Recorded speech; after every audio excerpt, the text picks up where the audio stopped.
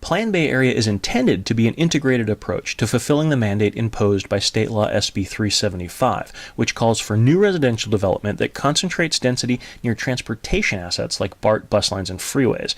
Opponents argue that the approach is regionalistic to the fault of logic at the local level. Heather Goss is a Danville resident and vocal opponent of Plan Bay Area. We need to create high density, minimum 20 units per acre, compact housing within a half mile of transit.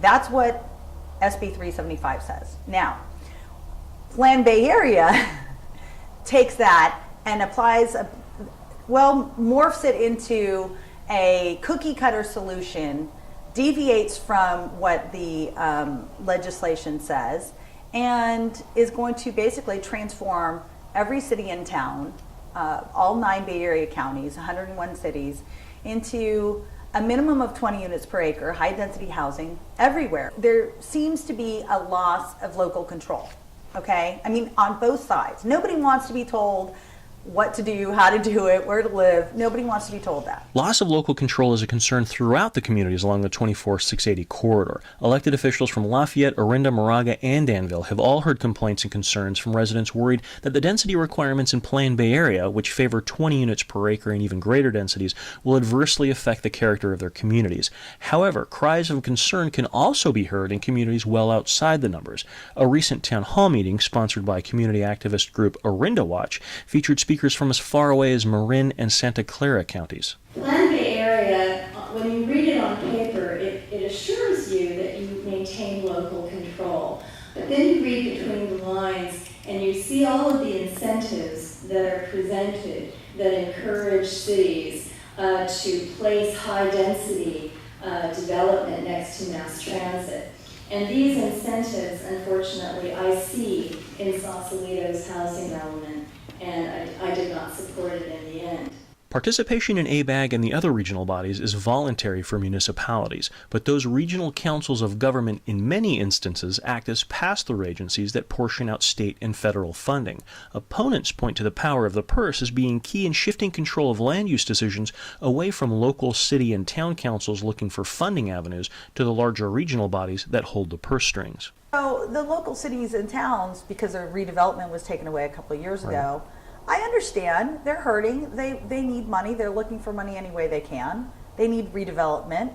I'm not saying that we shouldn't plan. I'm not saying that we shouldn't, do some of these things and that some of these things are good ideas. I'm saying that the way it's being handled is not going to maintain local control. They can tell us all they want that the local cities and towns can do whatever they want, but I can tell you right now that our city, this town of Danville, would not be doing this unless there was a bunch of money involved. It's greenmail. I mean, I've been calling it that from the beginning. I mean, if you go to the ABAG meeting and say, oh, we can't force anybody to do anything. The cities are asking us for this. They want this. Come on. Those affiliated with ABAG point out that its general membership is made up of elected officials from 100 cities and all 9 counties in the Bay Area, though a smaller number from that pool comprise its executive and administrative boards. However, opponents contend that officials from the city of Clayton or county of Napa, for example, although elected in those areas, are not accountable to voters in Danville or Orinda for land use decisions that affect those communities. So you talk about ABAG and MTC and some of these regional bodies being unelected representatives. Mm-hmm.